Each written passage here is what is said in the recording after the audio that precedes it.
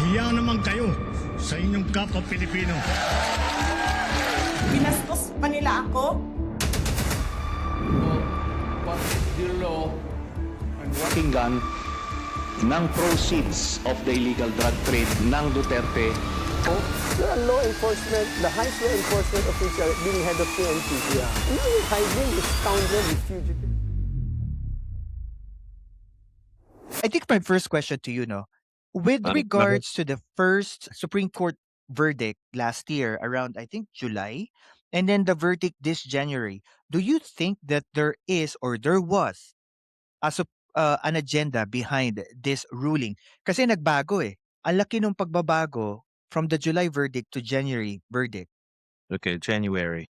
Since most of the Supreme Court justices are on the Duterte side, their main intention is to help Sarah. Hindi ako lawyer. Nakikita ko dito, they are trying to to absolve Sarah of any wrongdoing that is impeachable. That's why pinatitigil ng impeachment. But what they don't know is that there are cases against Sarah that are criminal in nature.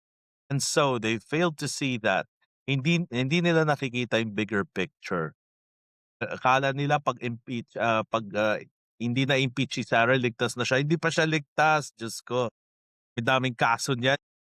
Pagbabanta lang sa Pangulo, laking kaso. So sa nakikita ko dito, their agenda is not only selfish but also politically motivated. Yeah, and another question na gusto ko din malaman sa'yo kasi pinag-usapan to ng mga attorney, no? Ang sabi nila, when the first verdict came out, it was unanimous. Walang nagkaroon ng dissenting opinion, no opinion that was given through that first verdict.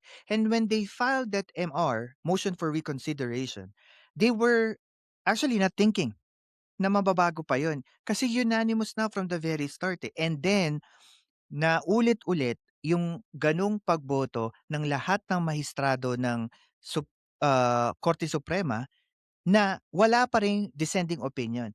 Do you think that there is an influence for this? Is the Supreme Court upholding yung blind justice? For sure, there's undue influence. It's not only the president. Aminin natin na powerful. Pati vice president powerful. Pero ang hindi alam na vice president that she cannot thwart the president. Spokesjet, Yeah. Spokesjet paulit. Your Oh, internet connection po. Choppy. okay, my bad. Paulit. My bad. Paulit yung Sige. sagot, yeah. Kasi sa akin naman is there is undue influence. Yeah.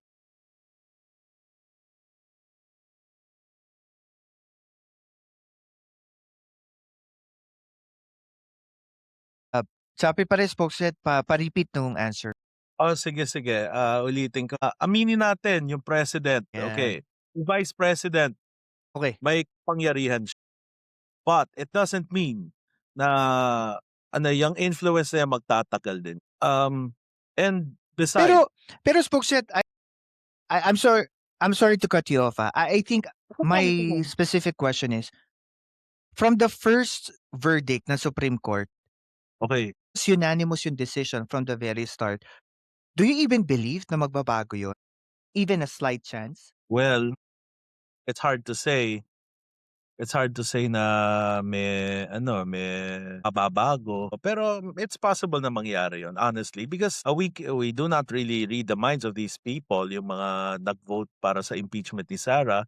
Who knows, nagbago ang kanilang isip, and everyone is entitled to changing one's own mind. Lalo na kapag nalaman kung ano magiging repercussion ng pagkontra sa impeachment kay Sarah. Yun lang. Ganun lang sa Okay.